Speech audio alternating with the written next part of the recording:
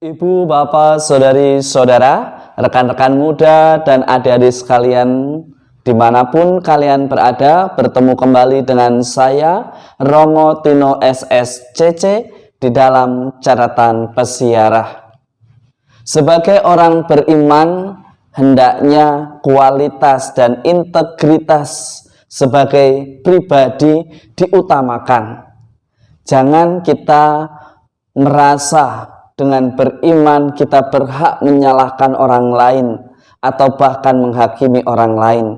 Tuhan hari ini sudah menunjukkan rahmat-Nya untuk senantiasa menyembuhkan, memulihkan, dan menerima mereka kembali yang dulu berdosa dan bertobat mengikuti Tuhan. Sebelum kita mendengarkan permenungan dari catatan pesiarah, marilah kita membuat tanda kemenangan Kristus. Dalam nama Bapa dan Putera dan Roh Kudus. Amin.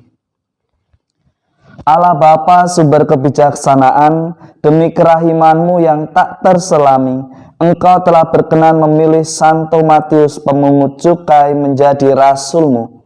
Semoga dengan pertolongan, teladan, dan doanya, kami Kau perkenankan mengikuti Engkau dan berpegang teguh padamu. Kuatkanlah kami agar kami mampu menjadi terang yang menerangi sesama kami dan menjadi berkat bagi sesama. Demi Kristus Tuhan dan pengantara kami. Amin. Ibu, bapak, saudari, saudara, rekan-rekan muda, dan adik-adik sekalian yang terkasih di dalam Yesus Kristus, kita patut bersyukur sebagaimana ditunjukkan di dalam surat Rasul Paulus kepada jemaat di Efesus. Di sana dikatakan, hendaklah kamu selalu rendah hati, lemah lembut, dan sabar. Tunjukkanlah kesatuan roh dalam ikatan damai sejahtera, satu tubuh dan satu roh, sebagaimana kamu telah dipanggil kepada satu pengharapan yang terkandung di dalam panggilanmu. Satu Tuhan, satu iman, satu baptisan, satu Allah dari semua. Dari sini kita diajak sebagai orang beriman, jangan kita jatuh pada ritus keagamaan semata. Jangan jatuh pada menganggap atau merasa bahwa agama yang dianut adalah agama yang paling benar dan berhak menyalahkan agama yang lain. Seringkali kita menjadi pribadi yang merasa beragama, bukan beriman. Hari ini kita diajak dan diingatkan oleh Rasul Paulus, kita semua adalah orang beriman. Jangan hanya sekedar beragama, tetapi memiliki kualitas iman. Ciri-cirinya bagaimana? Orang yang beragama seringkali hanya berteriak-teriak menggunakan Allah, nama Allah, untuk menyelamatkan dan mengatasnamakan banyak orang, tetapi dengan melenyapkan nyawa manusia yang lain. Seringkali orang yang berpikir hanya tentang agama, seringkali justru jatuh pada sifat atau cara pandang yang seringkali justru tidak menghadirkan wajah kasih Allah. Bahkan seringkali mereka belajar hukum hanya untuk merasa bahwa mereka bisa mengadili, bahkan menyalahkan orang ini layak atau tidak, makanan ini layak dimakan atau tidak.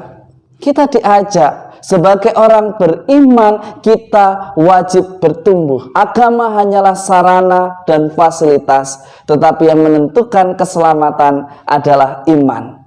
Seringkali kita lupa akan rahmat yang diberikan oleh Tuhan. Kita semua diselamatkan semata-mata karena Allah yang bertindak lebih dahulu mengutus putranya untuk menyelamatkan kita. Maka mestinya kita sebagai orang yang beragama juga memiliki kualitas iman, di mana kita belajar, di mana kita mengetahui lebih banyak.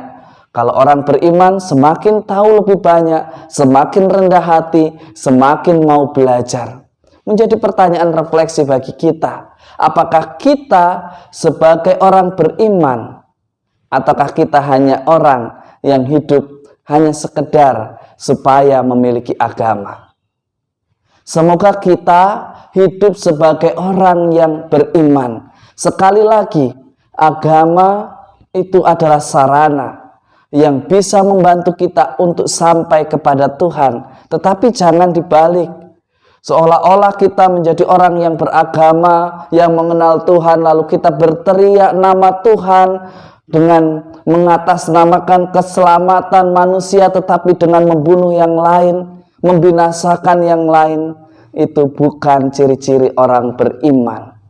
Berarti itu hanyalah ciri-ciri orang yang hanya mengejar sebuah status, supaya tidak ditanyakan saat mereka bepergian, saat kita bepergian, saat semuanya melakukan perjalanan atau tinggal di suatu komunitas tertentu.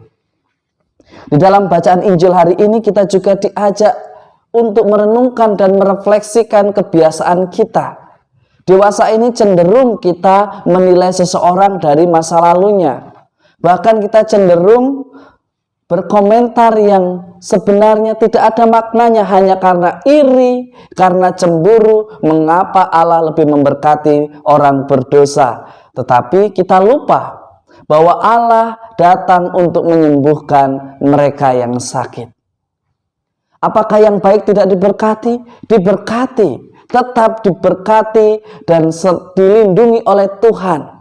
Semakin orang beriman, bertekun dan belajar, semakin besar pula orang itu akan diberkati. Sekali lagi, Tuhan saja sudah memberikan kesempatan kepada mereka yang berdosa, bertobat dan mengikuti Tuhan. Mengapa kita yang mengaku diri sebagai orang beriman dan murid Kristus seringkali sulit atau enggan menerima orang-orang yang pernah melakukan kesalahan dan bertobat kembali untuk mengikuti Tuhan, memuji Tuhan?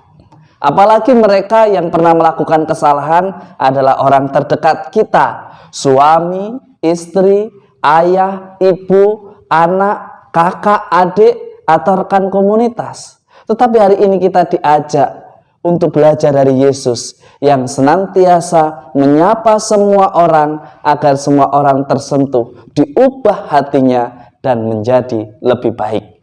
Beranikah kita menjadi terang di antara kegelapan? Beranikah kita menjadi inspirasi bagi orang yang berjalan di dalam kegelapan untuk kembali pada jalan terang? Semoga berkat Tuhan senantiasa melindungi dan memberkati kita semua dalam nama Bapa dan Putera dan Roh Kudus. Amin. Ibu bapak, saudari-saudara, rekan-rekan muda dan adik-adik sekalian yang terkasih. Agama semestinya menawarkan sesuatu yang membawa sebuah kedamaian.